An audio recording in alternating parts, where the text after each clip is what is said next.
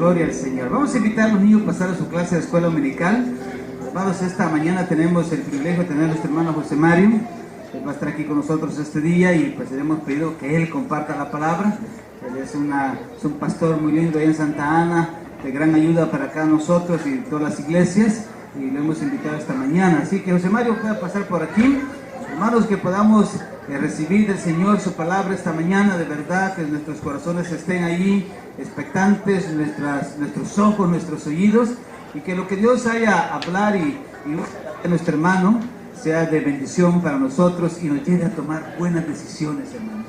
Vivimos tiempos en los cuales cada día hemos de tomar más decisiones en el Señor para poder llegar hasta el final. Así que, José Mario, bienvenido, es una bendición tenerte, gracias por aceptar la invitación, amén.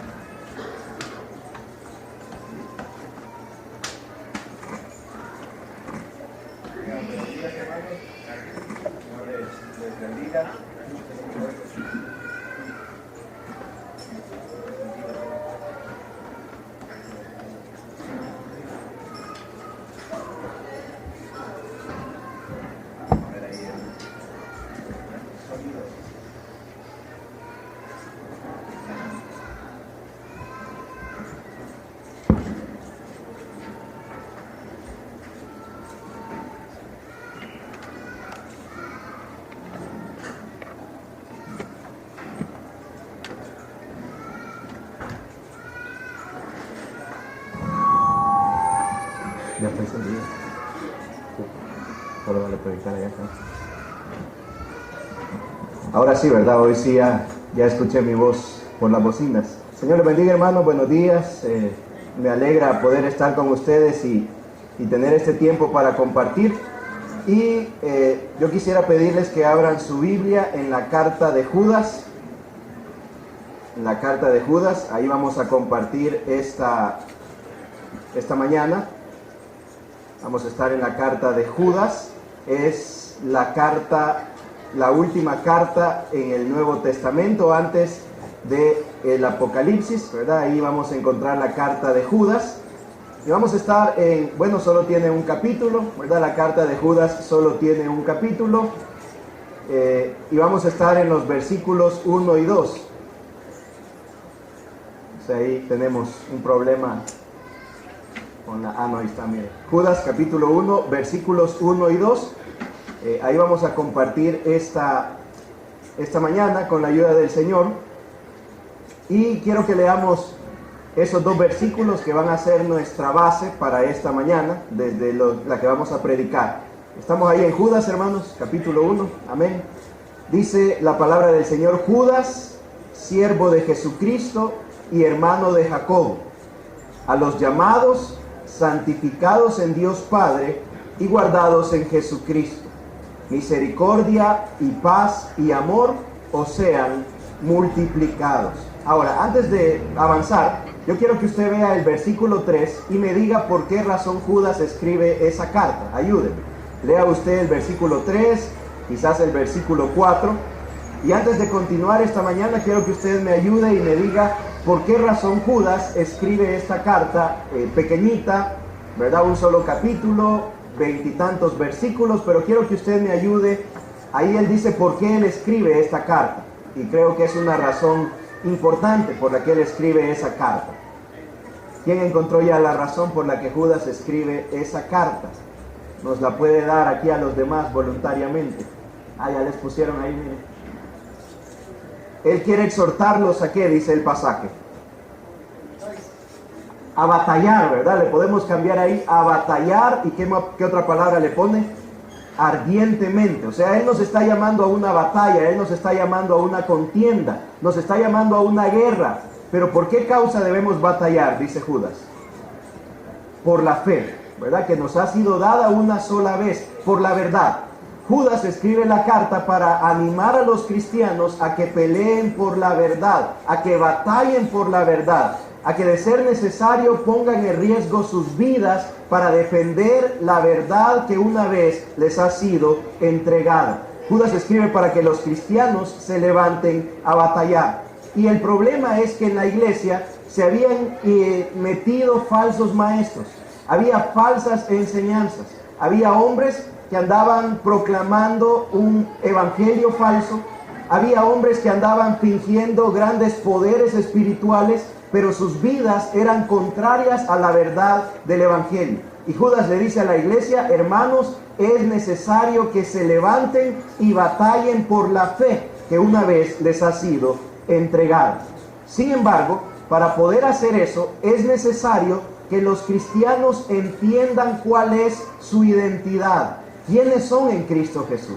Y por eso, en el primer pasaje, en el versículo 1, Judas nos dice quién es usted en Cristo Jesús. ¿Cuál es nuestra identidad como cristianos?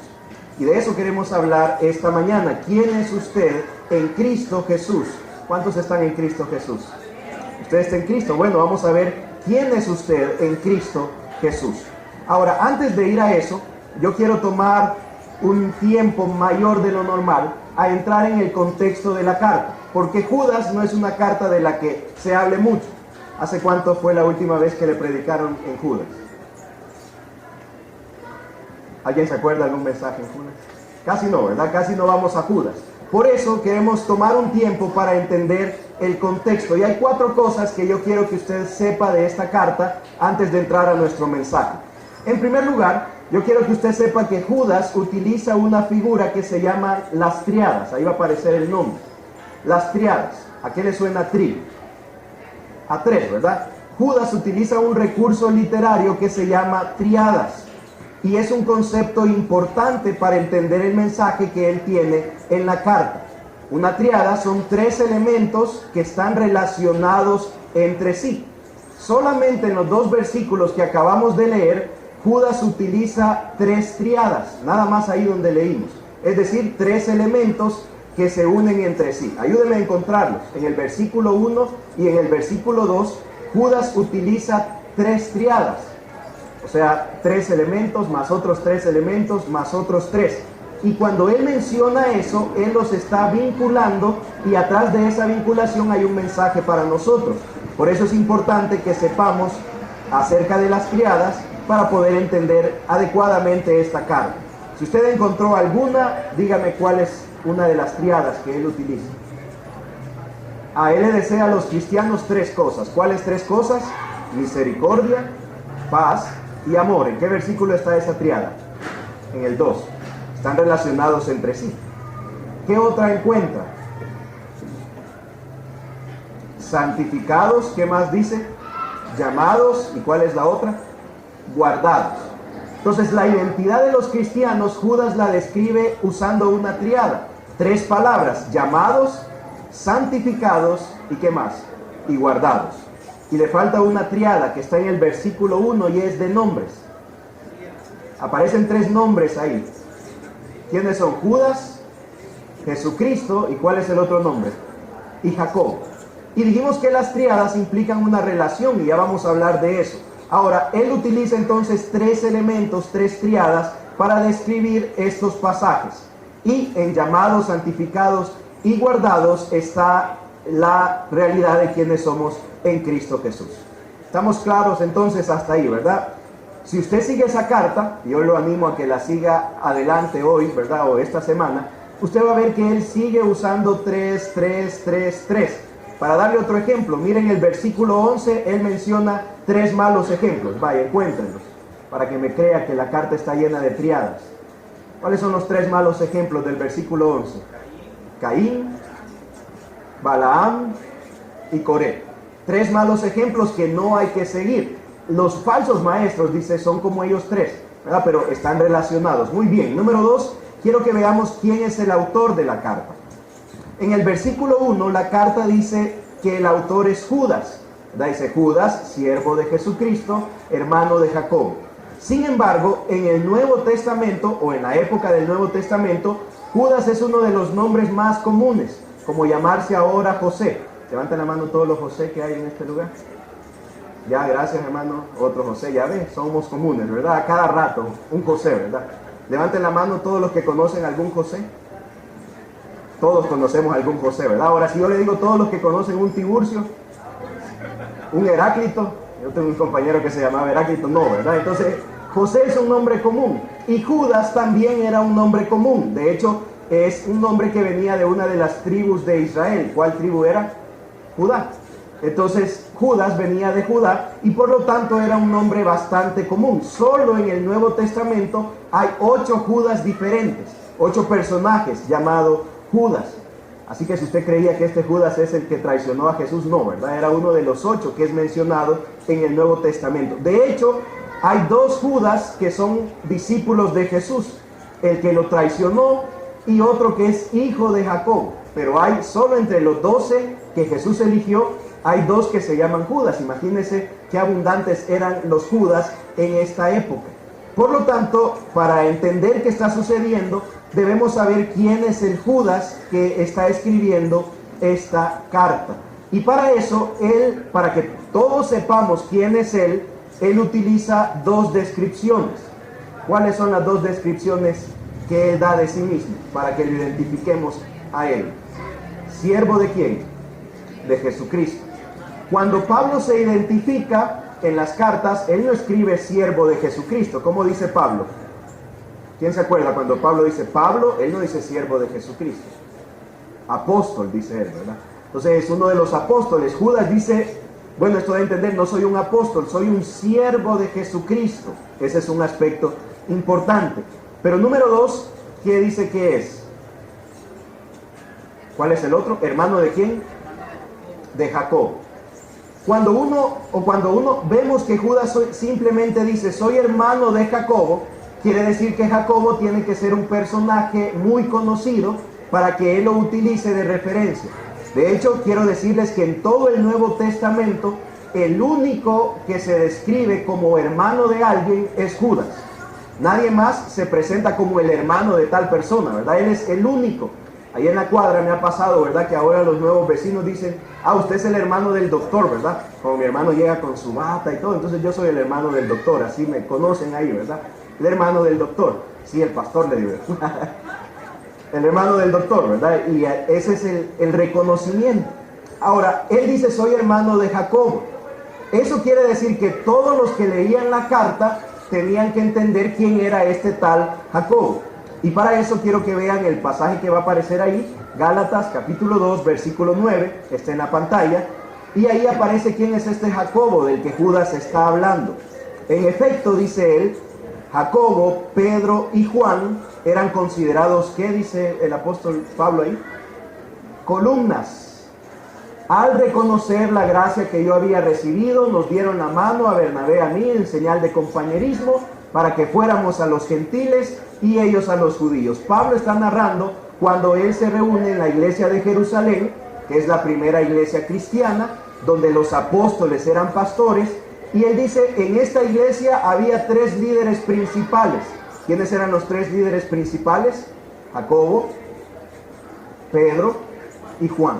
Sin embargo, Jacobo no era uno de los 12 apóstoles. Pedro y Juan sí lo eran. Es decir, Jacobo llegó a ser uno de los líderes principales, quizás hasta el que tenía más peso, como el pastor de mayor peso ahí en esta iglesia. Y es precisamente, no era uno de los 12 seguidores de Jesús, de los 12 apóstoles, pero miren lo que dice Mateo 13:55. Vamos a verlo ahí también en la pantalla. Mateo. Ahí está, no está todavía. Está batallando el hermano para... Dele uno, hermano.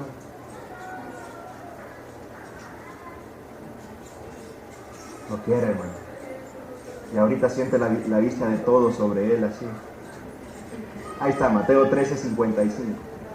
¿No es acaso, decían él, Jesús el hijo del carpintero? ¿Su mamá acaso no se llama María? ¿Y quiénes son sus hermanos? Decían ahí los líderes religiosos. Jacobo, José, Simón y ¿quién más? Y Judas. Entonces concluimos que este Judas, ¿quién es? El hermano de Jesús. O algunos dirían el medio hermano de Jesús, ¿verdad? Según este pasaje, Jesús entonces tuvo 4 hermanos más. Jacobo, el primero de ellos, luego José, Simón y cuarto, Judas. Era uno de los hijos de José y María. Por eso entonces le llama algunos dicen medio hermano, ¿verdad? Porque no es José directamente. ¿Cómo, hermano? En el 1 era el anterior, ¿verdad? También ahí está en Gálatas 1:19, un pasaje adicional. Gracias, hermano. Entonces, vemos ahí que él es el hermano de Jesús. Ahora yo le pregunto, si Jacobo es hermano de Jesús y Judas es hermano de Jesús, y por cierto que ellos no le creían, ¿verdad? O sea, ellos decían, nuestro hermano está medio loco, ¿verdad? Anda diciendo que es a saber quién, que es el Hijo de Dios. Cuando él muere, resucita y todos los hermanos se convierten y se hacen líderes de la iglesia. Pero al principio los hermanos no mucho le creían, ¿verdad? No sé si en su casa a veces no le creyeron, ¿verdad? Que se hizo evangélico, dicen, ¿verdad? A veces en la casa no creen, ¿verdad? Y así había pasado ahí. Pero ahora yo le pregunto, si él dice, ¿por qué no se presentó como el hermano de Jesús? Si él es hermano de Jesús, ¿por qué no mejor dijo Judas, el hermano de Jesucristo, el Hijo de Dios? Qué galán, ¿verdad? Si usted tiene un hermano famoso, quiere que lo conozcan por ese hermano, ¿verdad? Que le hagan ahí algún beneficio, pero él no se presenta así. En lugar de eso, él dice siervo de Jesucristo. ¿Sabe por qué, hermano? Porque más allá de un hermano de Cristo, él se miraba como un esclavo de Jesús. Esa palabra siervo en realidad es una palabra que quiere decir esclavo. Lo que Judas está diciendo es, mi relación de salvación con Cristo es más importante que mis vínculos familiares. Prefiero llamarme siervo de Jesucristo que hermano de Jesucristo, porque para mí lo más importante que Cristo ha hecho por mi vida no es ser mi hermano, es ser mi Salvador. Y ahora yo soy un siervo de Cristo, soy un esclavo de Él. En esta época los esclavos eran comunes. Nosotros hoy no conocemos a un esclavo, ¿verdad? Pero un esclavo es posesión de la otra persona. Le debe sumisión absoluta y desinteresada. Ahora, ¿sabe por qué es importante que Judas se presenta como esclavo y siervo de Jesucristo? Porque después él va a explicar que los falsos maestros no son esclavos de nadie. ¿Qué quiere ser un falso maestro? Ser servido. Eso es lo que Judas va a explicar. Él no quiere ser esclavo, él quiere servirse de Dios, quiere servirse de los hermanos, quiere aprovecharse de la iglesia, pero él no quiere servirle a nadie, él quiere que le sirvan. Ese es un falso. Pero Judas dice, yo soy un siervo de Cristo, yo estoy en la causa, yo le pertenezco, yo estoy para Él. La hermana Elcita dice, los esclavos no tienen derechos, dice ella. Y eso es lo que Judas está diciendo. Mi vida está dedicada para Él y no se trata de mí, se trata de Él. Pero los falsos maestros andan viendo cómo sacan cosas de los demás, cómo le ganan cosas a la iglesia, cómo obtienen y extraen de los demás. Y esa es su finalidad. No era así la de Judas. Ahora, yo le pregunto, ¿qué hay de usted? ¿Podría decir como Judas que usted es un esclavo de Cristo Jesús? ¿Cuántos podrían decir que son esclavos de Cristo Jesús? Porque ser esclavo quiere decir que si mañana Él me dice, vende todas tus cosas y vete a la tierra que te voy a mostrar, usted va a decir, amén, Señor, yo vendo todas las cosas y me voy a Macedonia a ayudarle a Fredito allá, donde tú me mandes, Señor, mañana. Eso quiere decir que si el Señor dice, deja a tu padre y a tu madre y vete a la tierra que te voy a mostrar, Señor, las pupusas, ¿verdad? ¿No? Ser esclavo de Cristo es ir a donde Él nos manda. Eso quiere decir que si Cristo Jesús me dice, bueno, lo que Él me mande a hacer, yo lo voy a hacer, porque soy un siervo de Jesucristo. ¿Quiénes pueden ser siervos de Cristo? Los que han entendido que lo más grande que han recibido es el regalo de la salvación, que solo es posible en Cristo Jesús. Y la única manera de responder a ese regalo es rindiendo nuestras vidas en total adoración a Él. Ser para Él. O sea que nuestros planes, nuestras metas, nuestros propósitos, ¿para dónde se van, hermano? Al cesto de la basura. Ahora vivimos para Cristo Jesús. Para Él somos. Y Judas dice, soy un esclavo de Cristo. Tercero, ¿quiénes son los destinatarios de esta carta? ¿A quiénes les envía esta carta? Ustedes pueden ver que no dice hacia una iglesia en especial, No dice se dirige, como Pablo dice, a los tesalonicenses, a los filipenses, ¿verdad? No se dirige a una iglesia en especial, pero podemos concluir que se dirige a judíos que se han convertido en cristianos. ¿Por qué? Porque él les menciona muchas cosas del Antiguo Testamento. Ya vieron en el versículo 11, les habla de 3 personajes del Antiguo Testamento, ¿verdad? Ustedes lo vieron, Caín, Coré. Entonces, él está escribiendo a gente que conoce el Antiguo Testamento, que conoce la historia de Israel, que conoce hasta algunas, digamos, leyendas que no están tan claras en la Escritura y que él menciona. Por ejemplo, él habla que el arcángel baja a llevarse el cuerpo de Moisés y que tiene una batalla con Satanás porque Satanás se quiere robar el cuerpo de Moisés. Entonces esas son historias prácticas que están en los libros de los judíos. Por lo tanto, es seguro que él escribe a judíos que se han convertido en cristianos. Y número 4, la fecha de escritura de esta carta. Esta carta se escribió más o menos 68 años después de Cristo, ¿verdad? De nuestra era. Algunos dicen que fue después, pero en el año 70 pasó un evento muy fuerte. ¿Quién sabe qué pasó en el año 70? Un evento que Judas no menciona. ¿Qué destruyeron en ese año los romanos? El templo, ¿verdad? Destruyeron el templo de Jerusalén, lo derribaron. Y si Judas hubiera escrito después de ese año, mencionaría ese evento que fue un juicio de Dios. Y él está hablando de los juicios y no lo menciona. Por lo tanto, creemos que él escribió entre el año 68, 69 después de Cristo. Ahora que tenemos el contexto, vamos entonces a el mensaje de esta mañana que es titulado La identidad de un cristiano. Y hemos dicho entonces, bueno, ya vimos la relación de la primera tríada, ¿verdad? Jesús, Judas y Jacobo. Pero veamos ahora las 3 cosas. Ayúdeme porque de aquí no dejan salir a nadie si usted no se aprendió estas 3. La tríada de Judas, ¿verdad? Allá la hermana ya va a echar llave, ¿verdad? Y le van a preguntar a la salida. 3 cosas de la identidad de un cristiano, dice Judas. ¿Cuáles eran? Número 1 dice, ellos son llamados. Número 2, ¿qué son? Dice. Número 2, santificados. Y número 3, guardados. Llamados, santificados y guardados. Esas 3 palabras describen quién es un cristiano. Y comencemos esta mañana entonces por la primera de ellas. Un cristiano, hermanos, ha sido llamado. Si usted es un hijo de Dios, si usted es un creyente, usted ha sido llamado. Judas utiliza una palabra que tiene la idea de ser un escogido, de ser alguien que ha sido seleccionado de manera personal. ¿Sabe a qué suena? Hay un entrenador mexicano que se llama Carlos de los Cobos, es entrenador de fútbol de la selección salvadoreña, y él tiene cientos de jugadores que están en la primera división. Y él iba a ir a la Copa de Oro y dijo, tengo que elegir ¿cuántos? 24.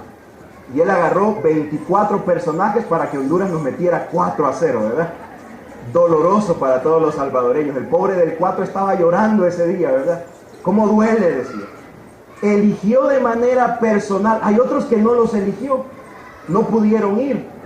Él seleccionó cuidadosamente a estos 24 y dijo, a estos son los que yo me voy a llevar. La palabra que Judas dice, llamado, quiere decir que Dios ha hecho una elección personal de cada uno de sus hijos.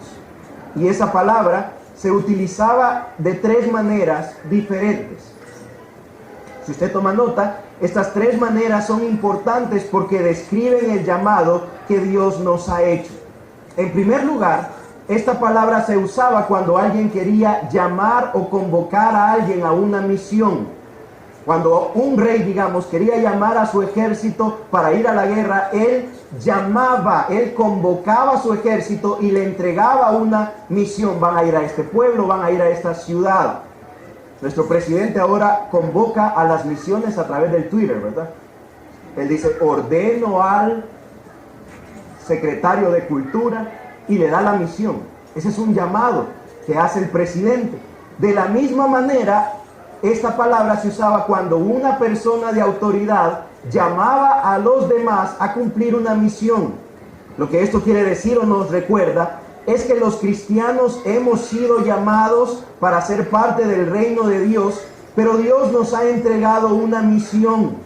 Tenemos una responsabilidad delante de nuestro Rey. Hemos sido llamados a ser parte de un ejército. Somos soldados de Jesucristo. Y los soldados, los que entienden que están en guerra, no pueden andar despistados por la vida. Han sido llamados a una misión, a cumplir un propósito. Él, dice la Biblia, nos ha trasladado de las tinieblas a la luz admirable para que anunciemos, para que proclamemos sus virtudes a toda la gente que se cruza en nuestro camino. Hemos sido llamados. Ayer tuvimos un Cima Day en Santa Ana y salimos, había como 75 jóvenes y les dijimos, vamos a salir a limpiar toda la colonia de aquí y a todo el que se le cruce por enfrente, usted le va a hablar que estamos limpiando la ciudad, pero que Cristo quiere limpiar sus corazones. Esa era la misión. Pero yo estaba observando que a veces pasaba gente y algunos jóvenes se hacían los que estaban recogiendo. No estaban muy listos para cumplir la misión que se les había encomendado. Yo les decía, hey, lo dejaste pasar, ¿qué pasó, verdad? Se te escapó, se te fue. A los cristianos nos han llamado a cumplir una misión. Pero estamos como esos jóvenes, ¿verdad? ¿Verdad? Nos escondemos de cumplir el llamado que Dios nos ha hecho. Hay una misión. Número 2, esa palabra también se usaba para invitar a las personas a una fiesta. ¿Para qué más era, hermanos? ¿Para invitarlos a qué? A una fiesta. Dígale al que está a la par, estás invitado a una fiesta. Dígale. Invítelo. Invítelo. Hermanos, los creyentes hemos sido llamados a una vida abundante, plena, llena de gozo, llena de satisfacción. Hermanos, la vida cristiana es una vida de celebración y de gozo verdadero. Los cristianos también esperamos las bodas del Cordero. Los cristianos hemos sido llamados a disfrutar de la libertad en Cristo Jesús. Pero ¿sabe qué pasa? Que los esclavos son los que parecen que están felices, esclavos al pecado. Y los cristianos parecemos los más amargados del mundo. Parece que los cristianos, no, yo no puedo hacer eso porque soy cristiano. No, yo no puedo, no. Y parece que, y nos ven una cara de amargado, ¿verdad? Uy, ese evangélico, tened cuidado, ¿verdad? Solo anda bravo y regañando, ¿no? Como que a eso nos llamó el Señor, a estar esclavizados, a estar con una vida miserable, a tener una vida sin satisfacción. Cuando, hermanos, esta es la vida más plena, más abundante. Usted es libre de amar, usted es libre de servir, usted es libre de decir no, usted es libre de adorar a Dios, usted es libre de amar a los demás, usted es libre de tener paz en su corazón. Jesús dijo, de su interior deberían brotar ríos ¿de qué? De agua viva. Hermanos, si toda la gente que esté a su alrededor debería llenarse de agua viva, no de agua amarga, ¿verdad? No de agua de depresión, ¿verdad? No, el Señor nos ha llamado a una celebración, a una fiesta. Sonríale al que está a la par, por favor. Hay gente que tiene paralizada la sonrisa, ¿verdad? Solo fruncir el ceño le es fácil, ¿verdad? Pero sonreír cuesta. Pero el Señor nos ha llamado, hermanos, a una fiesta. Eso quiere decir esta palabra también. Así que dijimos que es un llamado a una misión, pero también es un llamado ¿a qué? A una fiesta, a una celebración. Pero no solo eso. Esa palabra también se usaba cuando alguien era llamado a rendir cuentas. Es decir, si yo soy el dueño de una hacienda y le encargo a uno de mis servidores, te voy a dejar esta hacienda 6 meses, cuando yo regrese te voy a llamar a que me rindas cuentas. La parábola de los talentos, ¿se acuerda? Vino el amo y le dijo, a ver, tú que tenías 10, ¿qué hiciste con ellos? A eso se le llama rendir cuentas. Y esto lo que nos recuerda es que los cristianos también tenemos la responsabilidad de rendirle cuentas a Dios. Si a alguien acá dicen, usted va a ser gerente financiero, le van a pedir cuentas de cómo se gastó el dinero esa empresa. De la misma manera, si Dios nos ha dado el gran privilegio de llamarnos a su reino, Él va a pedirnos cuentas de cómo hemos vivido. Él nos va a pedir cuentas de la misión que hemos completado o no hemos completado. Él nos va a preguntar si vivimos una vida abundante, plena y libre, o si tuvimos una vida miserable, amargada. Porque Él nos ha llamado a una vida plena, abundante en Dios, y Él nos va a pedir cuentas. Pablo le escribe a Timoteo, su hijo en la fe, y le dice esto que van a ver ahí en pantalla. Dice, pues Dios, ¿qué hizo Él, hermano? ¿Y qué más hizo? Nos llamó. ¿A qué nos llamó? Dice este pasaje. A una vida santa. De eso va a pedir cuentas el Señor. Ahora, ¿qué es santo, hermano? Apartado.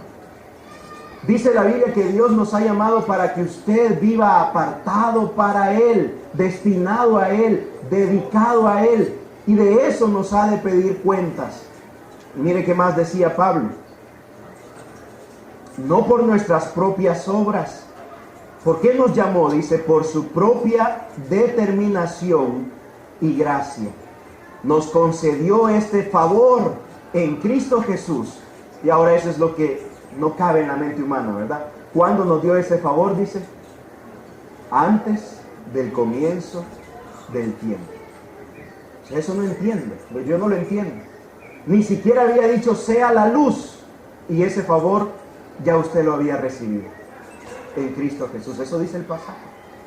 Él ya nos había dado ese gran favor antes que creara todas las cosas, antes que creara el cielo, la tierra, las estrellas, el universo, antes que el tiempo comenzara a correr. Dios había pensado en usted. Dios había pensado el día que lo iba a llamar a usted, para que usted tuviera una misión, para que usted tuviera una vida abundante, para que usted tuviera una vida plena. Dios había pensado en usted. La pregunta es, si usted y yo estamos viviendo como alguien que fue llamado a cumplir una misión,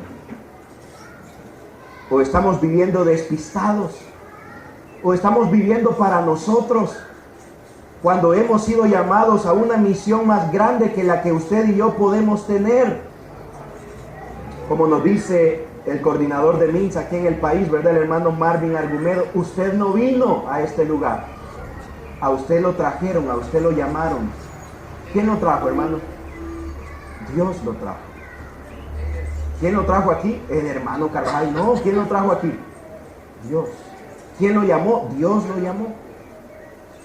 Lo importante, hermano, es saber si usted está viviendo dignificando el llamado que ha recibido. Si usted tiene este llamado en su vida y está respondiendo a él día con día.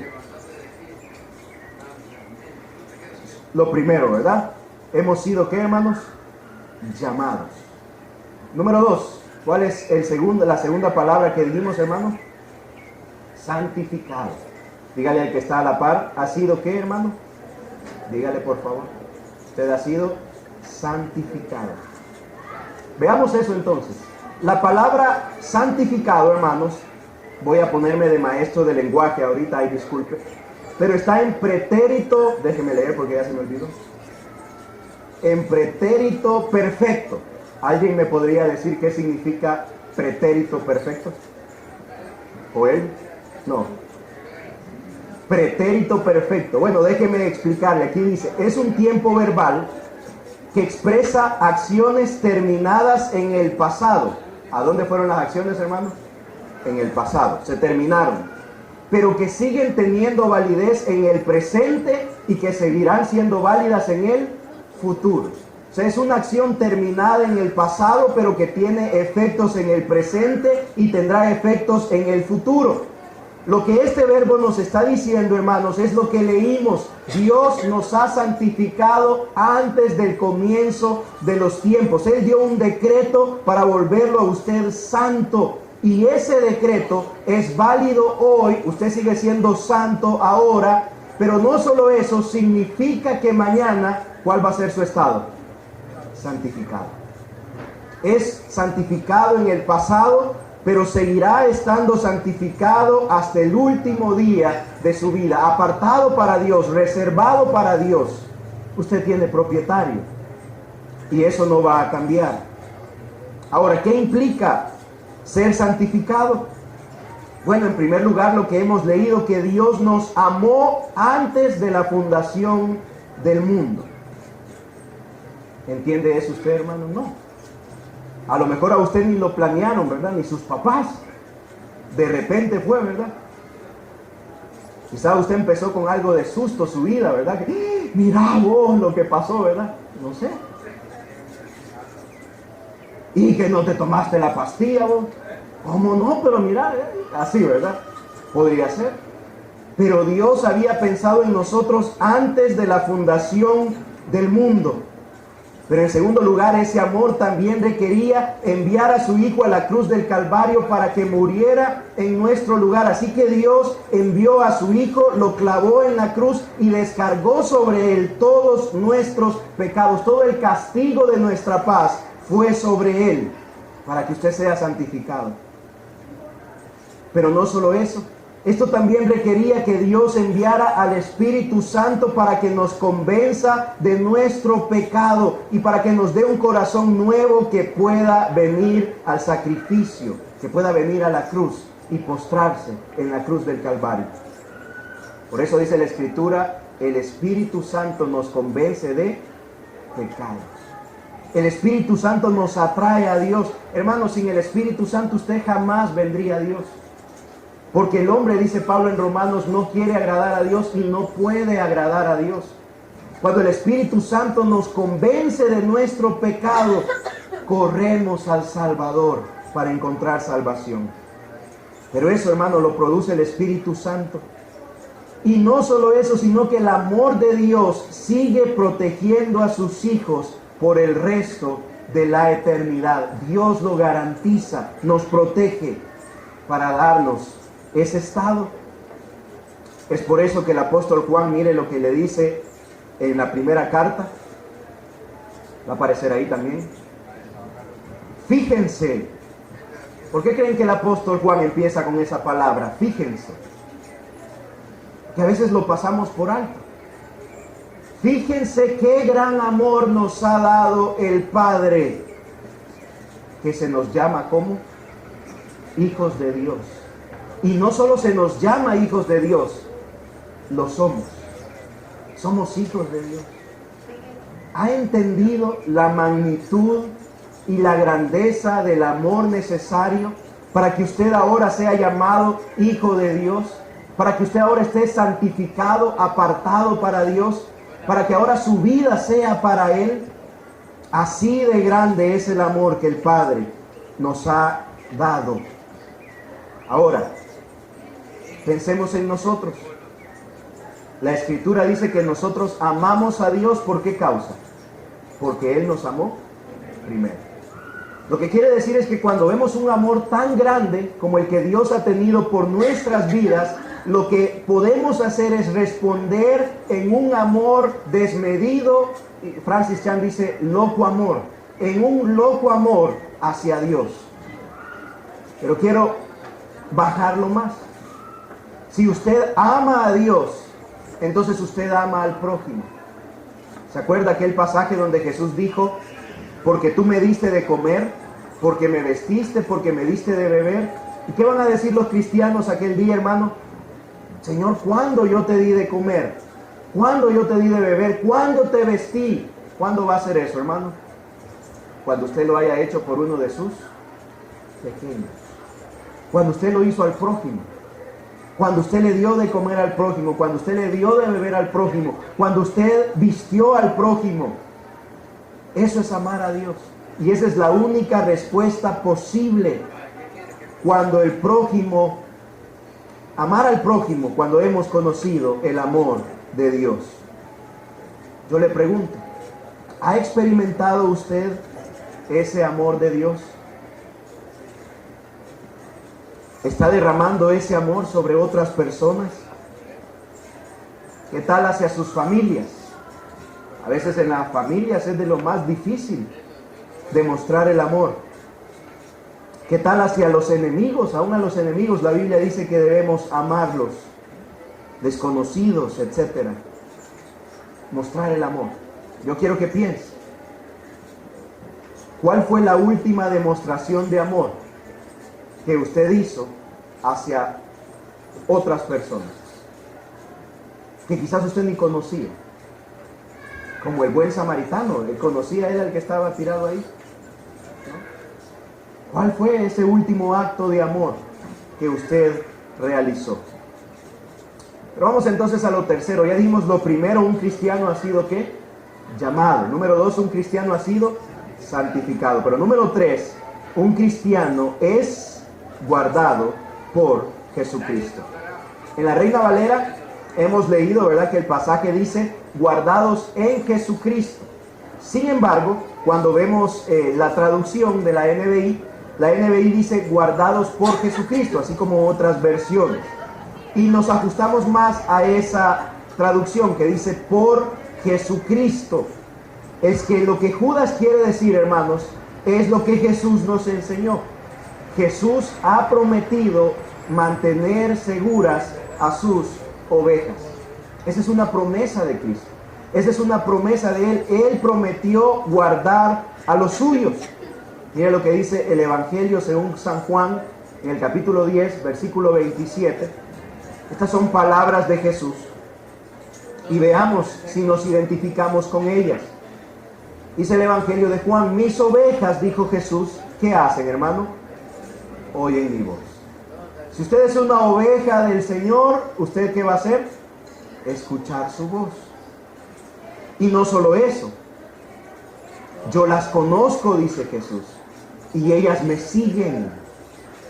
Yo, dijo Jesús, les doy vida eterna y prometo, eso es una certeza lo que está diciendo ahí, y nunca perecerán. ¿Y qué más dijo Jesús, hermano? Ni nadie podrá arrebatármelas de la mano. Creo que ya he usado esta ilustración aquí, pero si usted tiene un niño chiquito y usted se va a pasar la calle, ¿usted deja que el niño le agarre la mano o usted le agarra la mano al niño? Usted se la agarra. Porque si el niño le agarra la mano y se despista, porque ahí va el nuevo juguete de Toy Story, un tenedor ahí, ¿verdad? Y el niño se despista, le soltó la mano y lo perdió. Pero cuando usted le toma la mano, ¿por qué usted le agarra la mano al niño? Para mantenerlo ¿cómo? Seguro. Lo que Jesús está diciendo es que no es que ustedes han agarrado mi mano, es que yo tengo la mano, yo los tengo en mi mano, yo los tengo seguros. Yo prometo, dijo él, que de mis ovejas nadie las arrebatará de mi mano. Pero no solo eso, si no le bastó, ¿verdad? Mi Padre, dijo él, el que me las ha dado. ¿Quién le dio las ovejas a Jesús? El Padre. Ese, mi Padre, Él es más grande que ¿cuántos, hermano? Que todos. Y de la mano de mi Padre nadie las puede arrebatar. Como quien dice, y si no le alcanza que yo le diga que están en mi mano, están en la mano de mi Padre, que es el más grande de todos. Y de la mano de mi Padre nadie las puede arrebatar. En otras palabras, la promesa que Jesús hizo de guardar a sus ovejas está garantizada por el poder de Dios Padre. Por eso Pedro le dice a la iglesia en la primera carta que él escribe, a quienes el poder de Dios protege. ¿Cómo nos protege el poder de Dios, hermano? Mediante la fe, hasta que llegue la salvación que se ha de revelar en los últimos tiempos. Entonces mire, es bien fácil lo que Pedro dijo. A los hijos de Dios, Dios los protege. Él les provee la fe y esa fe les será provista hasta el día de su salvación, hasta el último día. Él nos protege. Hermanos, los creyentes a los que Judas les escribe están enfrentando la amenaza de falsos maestros. Están enfrentando a lobos vestidos de ovejas que se han colado en medio de la iglesia. Pero pueden confiar en que el buen pastor va a preservar su seguridad y que el poder de Dios también lo garantiza. Es entonces que ellos pueden descansar en que su Padre les ha de guardar por el resto de sus días. Judas entonces los llama a una batalla. Judas les dice, vamos a tener que pelear, vamos a tener que batallar por la fe. Sin embargo, pueden confiar en que están guardados por Jesucristo. Ahora pensemos en nosotros. Hermano, ¿tiene usted la certeza en su corazón que Cristo ha prometido guardar su vida? Hermano, ¿está usted segurísimo hoy, verdad? Que si hoy Cristo viniera por segunda vez, usted se va con Él. ¿O está usted dudando, verdad? ¿O es usted como lo que dice, es que no sé, hermano? Si le dicen a uno a veces, ¿verdad? ¿Y vos te salvás o no te salvás? Ay, no sé. En la lucha, ¿verdad? A lo mejor, quizás, quién sabe, depende del día, ¿verdad?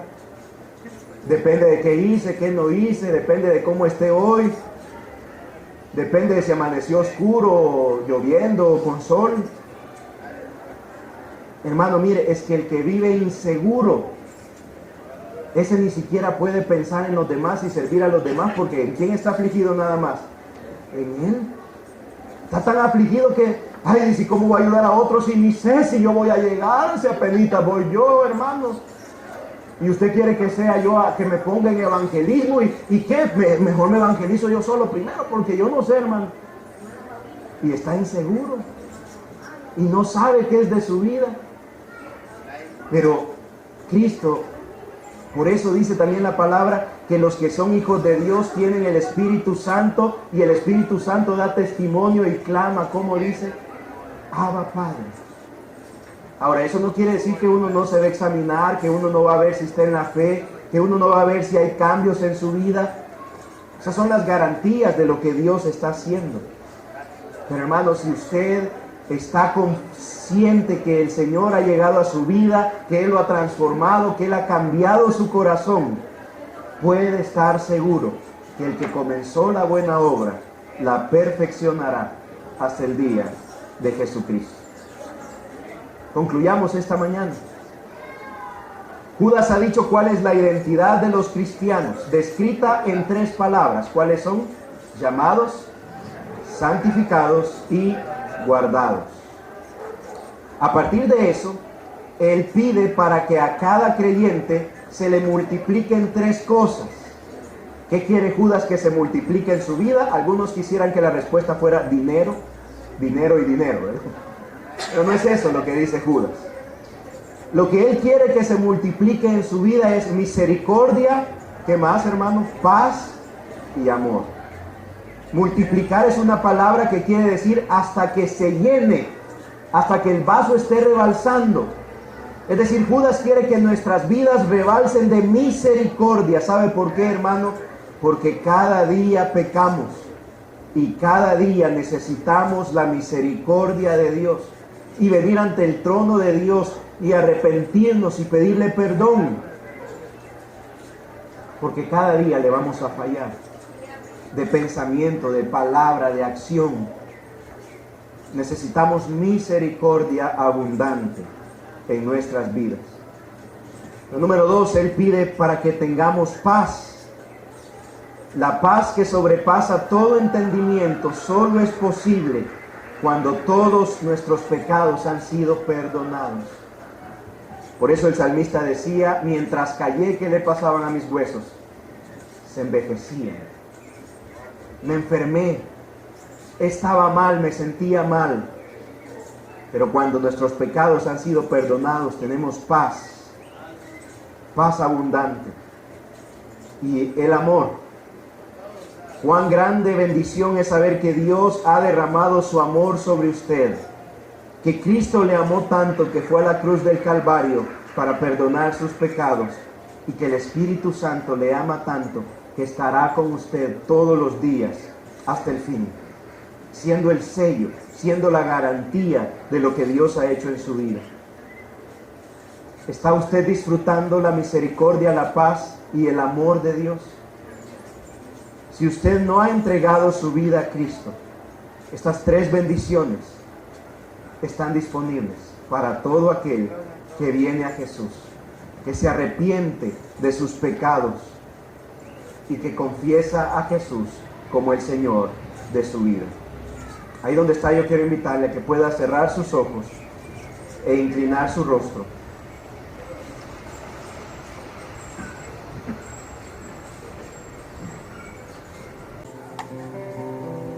Permítame leerle el final de esta carta. Judas termina su carta de la siguiente manera: al único Dios, nuestro Salvador, al que puede ayudarlos para que no caigan y establecerlos sin tacha y con gran alegría ante su gloriosa presencia. Por Él, por el que puede presentarme sin mancha delante del trono de Dios. Por eso a Él doy toda la gloria, decía Judas, la majestad, el dominio, la autoridad, por medio de Jesucristo nuestro Señor, el que era antes de todos los siglos, el que es ahora, el que es para siempre. Amén. Al único Dios, a Jesucristo, aquel que es poderoso.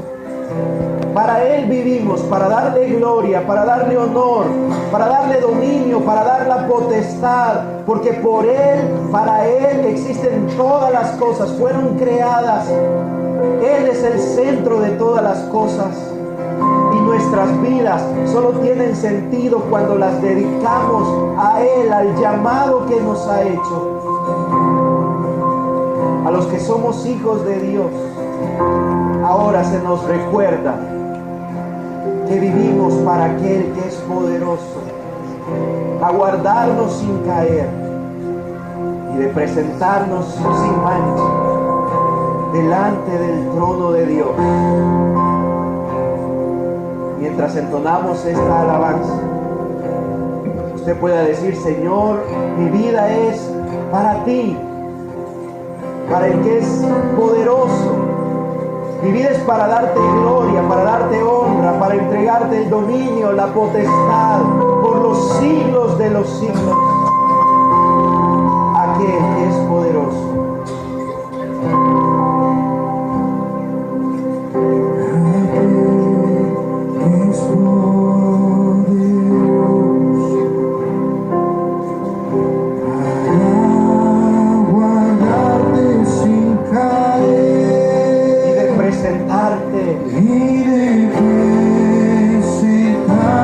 Sin mancha delante del trono de la gloria por la eternidad. Él es el único y sabio Dios.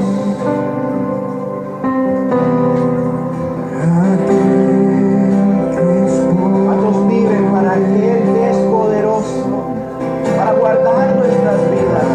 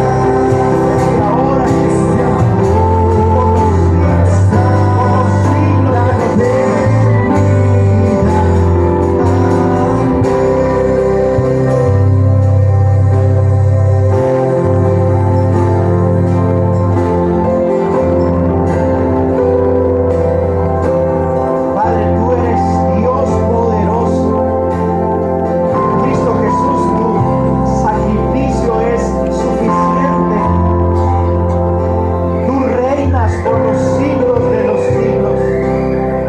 Tú estás sentado en el trono y tú has prometido guardar a los tuyos. Estamos en tus manos. En tus manos nuestras vidas están seguras. Tú nos has llamado, Señor. Tú nos has santificado y tú has prometido guardarnos hasta el día de nuestra salvación final, hasta el día en que seamos y recibamos un cuerpo glorioso semejante al tuyo. Oh Señor, mientras ese día ha de llegar, tú nos has llamado a una misión, Señor. Tú nos has llamado a ser parte de tu ejército. Tú nos has llamado a vivir con un propósito, a vivir con una razón, Señor, a dedicar nuestros talentos, nuestras vidas para proclamar tu gloria, para proclamar tu alabanza, para que tu nombre sea conocido en Sonsonate, en El Salvador, en América y hasta los confines de la tierra. Tú nos has llamado para ser parte de una gran celebración, para vivir vidas plenas, abundantes, llenas de gozo, llenas de paz, llenas de amor, Señor. Tú nos has llamado a ser parte de tus redimidos. Ayúdanos, Señor, a vivir como los que un día hemos de rendir cuentas, a dedicar nuestras vidas a tu servicio, en nuestras profesiones, en nuestros estudios, en los ministerios que hacemos en la iglesia, en nuestras colonias, en nuestras familias. Cada día somos llamados, somos embajadores, somos tus representantes, Señor. Ayúdanos a vivir de esa manera,